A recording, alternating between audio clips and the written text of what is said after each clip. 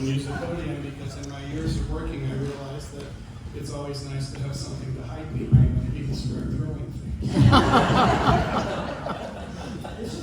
This is going to be kind of a strange experience, kind of a learning experience for us all. Remember the weird reading?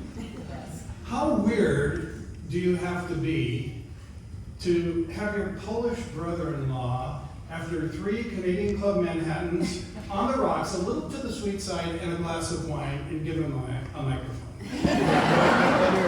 That takes courage. That takes guts. I'm honored to offer a toast. And it's kind of funny because Steph said to me last night, "You have your toast done," and I said, "Toast?" I thought it was a roast, but you guys set the stage, so I don't feel bad about this at all. I did work very hard this morning to come up with 2 good things about Wes.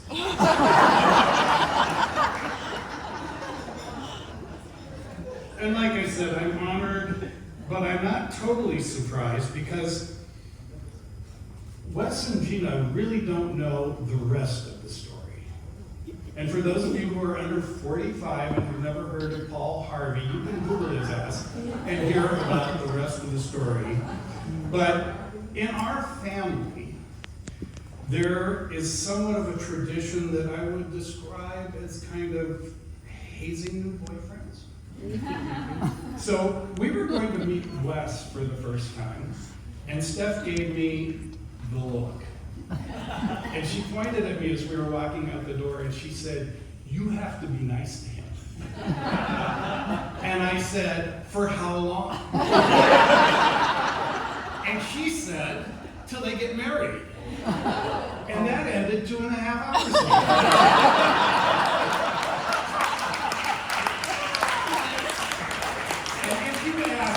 And Gina, they will both affirm that I am a very firm believer in the fact that 68% of all facts are made up on the spot.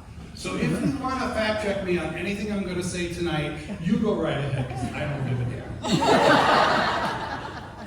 damn. It was interesting for me when I first started thinking about this, because shockingly, at least for me, I have known Gina for over 55 years.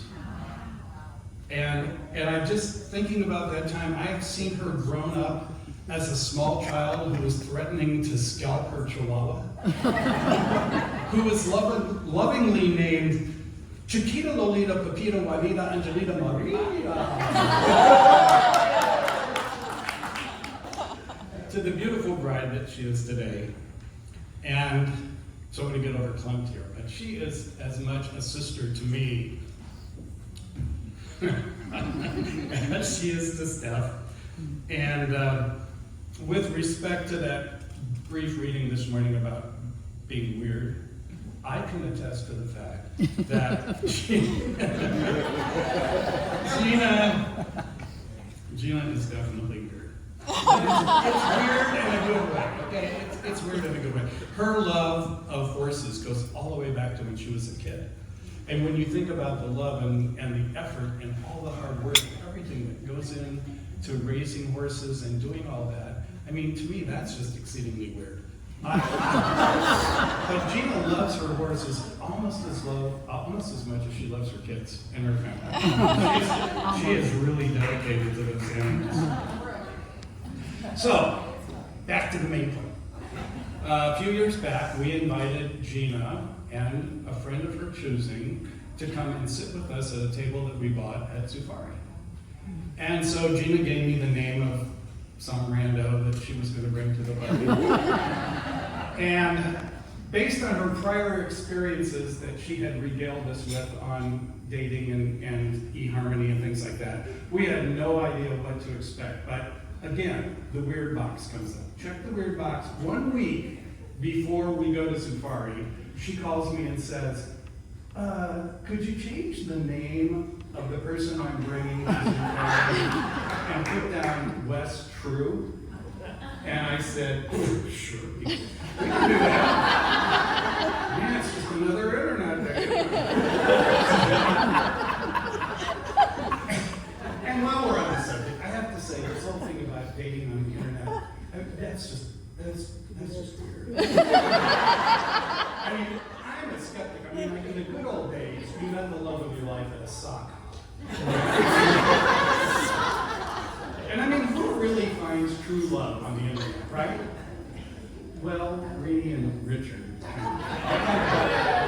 that trend, well, Brad and Kelly, well, I guess we are here again tonight. I mean, the only conclusion you can draw is that this family owes a huge debt of gratitude for Al Gore for inventing the internet. But even though I was skeptical, I kept my promise and I was nice to Wes at Zufari. And the Zufari evening was a success. And not long after that, we decided to call and invite Gina and Wes over for dinner. So wanting to be the good host, I called Gina and I said, "What does Wes drink?" And she said, "Stella." And to prove my astute hearing and my paying attention, I still have the bottle of Stoli that I bought. So that Wes would have what he would like to have. But it turns out Wes is a beer drinker. No, oh, wait a minute. He only drinks Stella. So how weird is that? You know, weird box again, right? I mean, Gina starts hanging with this guy who only drinks beer. My favorite drink is a Canadian Club Manhattan. On the rise, it's a little bit on the sweet side. Steph's favorite drink is a Canadian Club Manhattan. Gina's favorite drink is a Canadian Club Manhattan. Ringy and Kelly love Canadian Club Manhattans, and even Richard and Brad have been known to occasionally have a Canadian Club Manhattan, and she's hanging with the guy who only drinks Stella.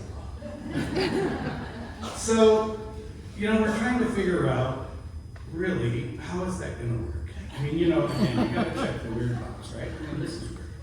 But, okay, so, one of Wes's better characteristics, check one, is that in certain areas of his life, he can actually be open-minded.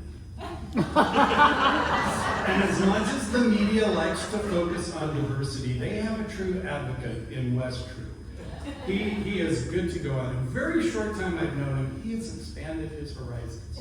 He not only drinks Stella, but today he will venture out and drink Voodoo Rangers, Pseudo Suze, and his new favorite, Fairy Nectar. Open-minded guy. Now, I know that I'm old. I grew up with Budweiser and Schlitz and Hamm's and Falstaff.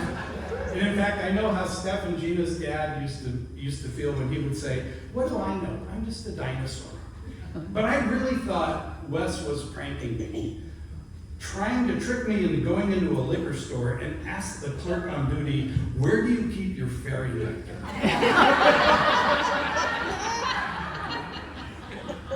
But I give Wes points for venturing out. I think that's and another one of his good traits, if I was forced to come up with two, is that he's willing to drink a beer that's 3 or 4 months past the past due date. Always kind of cleans up the refrigerator so nothing goes to waste. And I appreciate that. You're a good man, Wes. Good man. Because of, so, you know, I'm going to skip something. Because time's going short here, so I'm not going to talk about his ouzo addiction.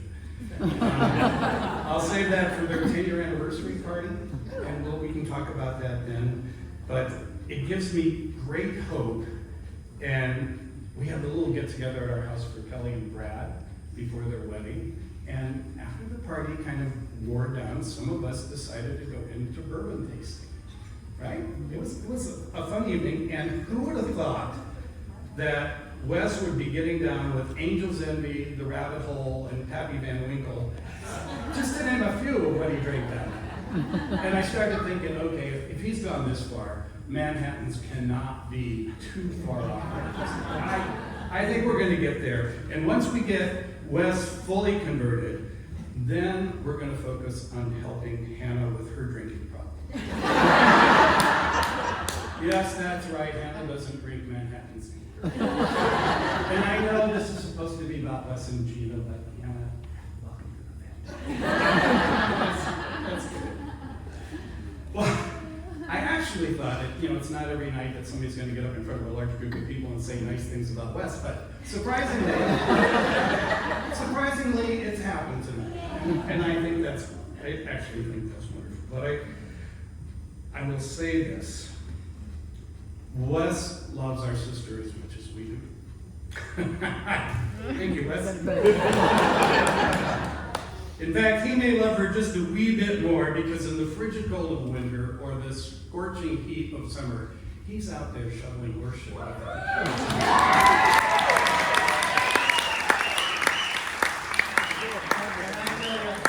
I love Gina to death, but I cannot think of a circumstance that I'm going to go out and do that. So he may just have pushed it a little bit more than that. The most important thing I can say about Wes True is that he has made Gina incredibly happy once again. And I think it's safe to say that the only person that's as happy as Gina tonight in this room is Wes. So in many ways, they're each going to start a new chapter of their lives tonight, but they're going to do it together. So let's toast the newlyweds with every best wish that we have a life full of joy, happiness, good health, and good fortune as we come down the road life together. Cheers. Cheers. Cheers.